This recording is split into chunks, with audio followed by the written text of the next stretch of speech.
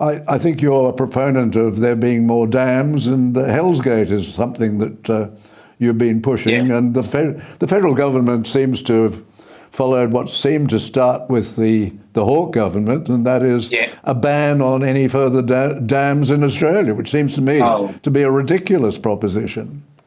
Well, I think it's you'd be fair to use the word, critique it as a ban, but they're much smarter than that in modern day politics. They find it, it's death by 1,000 cuts. They find 1,000 ways to every way you can come up with trying to fit the guidelines and put the environmental flows in. They now have a thing called Indigenous flows. So I'm still not sure what that means, but you need to have a certain amount of water flowing out for Indigenous people.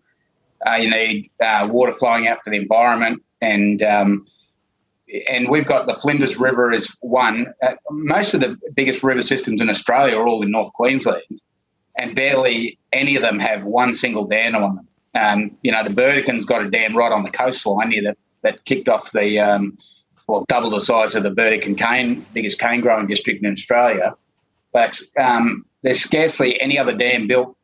Fairburn Dam and Emerald was the last one built, but northwest of there, where all the big river systems, that we haven't got one dam on. And the Flinders River, for example, goes past about it's a few million acres of flat black soil plains that anywhere else in the world would be farmed, and most of that's 1 metre to 2 metres deep of black soil. And but the problem is you can't take the water out of the river, and the rivers flow. They have massive flows every year, but they flow at large volumes from monsoonal patterns. So it all comes in a few months, then it's gone, and they dry riverbanks for the other 75% of the year. And we just want to store some of that water. But you try building a dam this day and age, and you'll get so far, then you get to change your government. The department just puts up blockage after blockage, and you meet every criteria that they always want, and they'll just put another block in or come up with something new. So, and that's why I say one of the solutions has to be a separate state, because I don't know how you get around ever building any of these things. And Hell's Gate was part of the Bradfield scheme, drawn up by Dr. Bradfield, quite over 100 years ago, and did the Sydney Harbour Bridge, the Story Bridge of Brisbane, Queensland University, one of the most celebrated engineers in Australia's history. And that had been refined, and that was to just divert the highest rainfall area in Australia around Tully, Babinda, Ingham, that high rainfall, and divert it across the Great Dividing Range onto those black soil plains.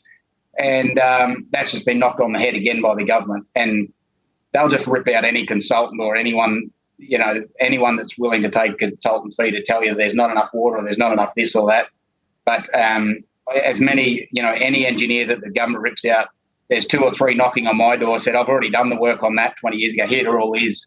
You can easily do this. And so it's all doable, David. There's no question in my mind, and nor has there been. And the whole thing was approved, as you said, back in the Hawke days. It was approved until they came in and shut it down. Labor overturned the government. And it was either at the federal and state level or both. But Labor got in and shut it all down. And here we are, 30 years later, still crying out for some development. And none of this stuff is going to make me wealthy, or might help businesses survive in town, but it'll make the country wealthy, David. We're just trying to help Australia grow, and the dams will be built at some point. In my lifetime, if not mine, the next. A dam's going to be built on these rivers. There's no question. But I just don't know why we wouldn't be given some opportunities against some of our rivers